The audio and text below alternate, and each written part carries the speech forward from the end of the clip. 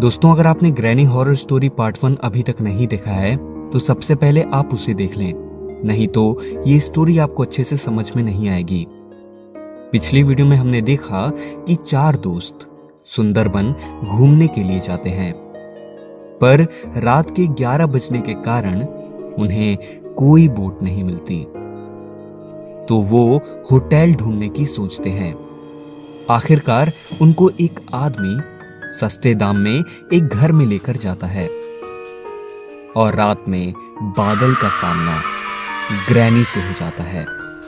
चलिए अब आगे की स्टोरी देखते हैं। ग्रैनी बादल को घूरे जा रही थी। बादल की आंखें फटी की फटी रह गईं। बादल डरा घबराया हुआ अपने बगल में सो रहे अक्षय को तेजी से जगाने लगा। अक्षय तेजी से उठा और उसको एक चांटा खींच के लगाया और फिर बोला, क्या हुआ बे? रात में कौन सा भूत देख लिया तूने? बादल घबराया हुआ बोला, भाई वहां देख, वहां गेट पर। अक्षय गेट की ओर देखते हुए बोला, वहां तो कोई नहीं है। क्या यार, तू भी अच्छी खासी नींद खराब कर दी। दोबारा जगाया ना तो देख लियो। बादल अब कर भी क्या सकता था। वो डरे हुए दरवाजे को घूरते घूरते सो गया। चारों सुबह 6 बजे कार से होकर सुंदरबन काउंटर तक पहुंचे।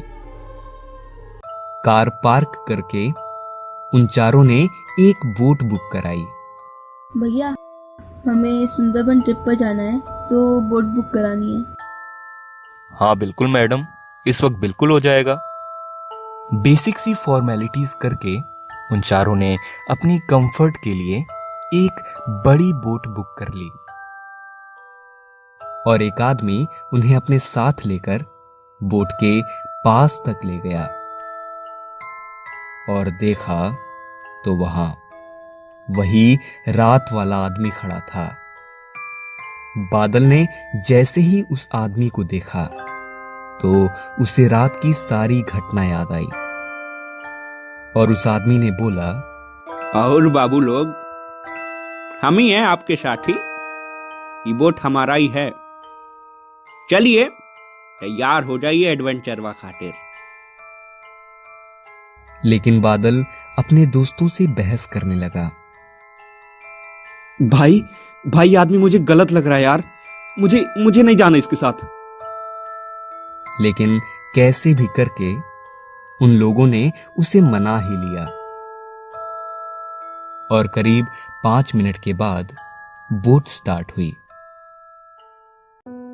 बाहर का नजारा काफी अच्छा था। दोपहर के 1 बज रहे थे।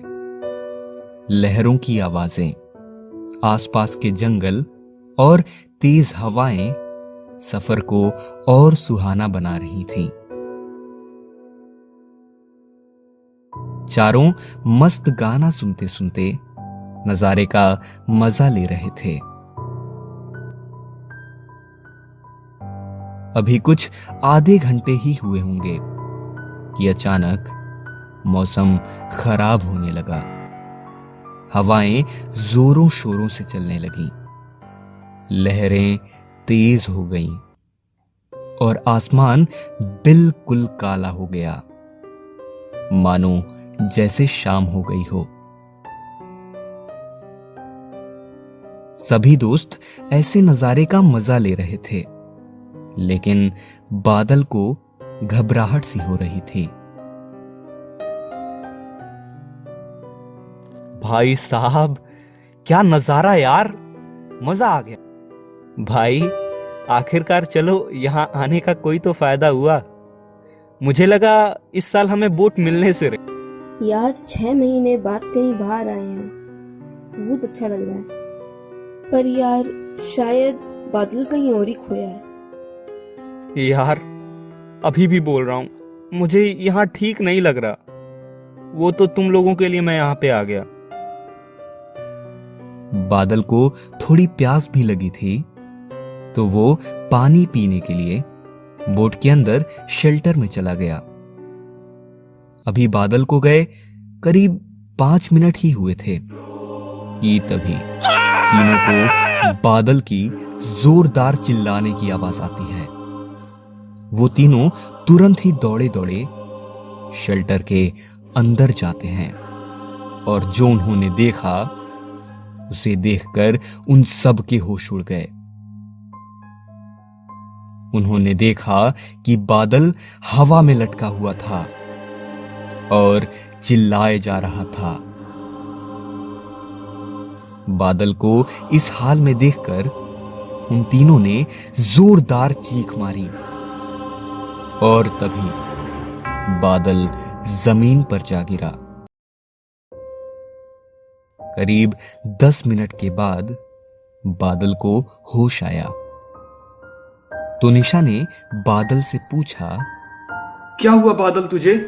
तू हवा में कैसे तैर रहा था? तो बादल घबराया हुआ बोला, गाइस मुझे यहाँ कुछ ठीक नहीं लग रहा। कल रात में भी मुझे किसी के कदमों की आवाज सुनाई दी थी और मैंने किसी को दरवाजे पर भी देखा था और मैंने अक्षय को जब तक उठाया तो वो चीज वहां से गायब हो चुकी थी और ये मुझ पे ही भड़क उठा। हमें यहां से चले जाना चाहिए, मेरी बात मानो। यहां कुछ तो गड़बड़ है यार। हम ऐसे कैसे जा सकते हैं? हम बहुत आगे आ चुके हैं और ऐसे में हमारी पूरी ट्रिप भी खराब हो जाएगी। हाँ यार, इतनी मुश्किलों से तो हम यहाँ पे आए हैं, क्या कर सकते हैं? भाई यार कुछ भी कर, मेरे को यहाँ पे मरना नहीं है। बात मान, निकल चलते हैं यार यहाँ से। जिंदा रहे तो बहुत ट्रिप कर लेंगे बे। अभी वो लोग ये बात कर ही रहे थे कि तभी अचानक उनके पास की कुर्सियां हवा में उठने लगी और देखते ही देखते वो सारी कुर्सियां इधर से उधर तैरने लगी। ये देखकर तो मानो चारों की नसों में खून जाम सा हो गया हो। और तभी अचानक बाहर से उन्हें एक जोर की चीख सुनाई दी और धड़ाम की आवाज के साथ सारी कुर्सियां जमीन पर गिर गईं। वो चारों डरते हुए लेकिन जोर से बाहर की तरफ निकले और ध्यान से सुना तो ऊपर कैप्टन के कैबिन से कुछ आवाजें साफ साफ सुनाई दे रही थीं। वो चारों सीढ़ियों से होते हुए रूम के बाहर तक पहुंचे और जो उन्होंने देखा उसे देखकर सब डर के मारे चिल्ला उठे। उन्होंने देखा कि ग्रैनी कैप्टन को मारे जा रही थी। उसका सर धड़ से अलग हो चुका था और चारों तरफ खून के धब्बे पड़े हुए थे। कैप्टन की बेरहमी से मौत हो चुकी थी। पानी के बीचों बीच उनकी बोट अब बुरी तरह से फंस चुकी थी। अब वो इस उलझन में थे कि अब उन्हें कौन इस जगह से बाहर निकालेगा। दोस्तों, क्या अब ये 4 दोस्त ग्रैनी से बच पाएंगे? ये जानने के लिए कमेंट में पार्ट 3 कमेंट करें और इसकी अगली वीडियो देखने के लिए चैनल को सब्सक्राइब भी कर लें। मिलते हैं आपसे नेक्स्ट वीडियो में। धन्यवाद।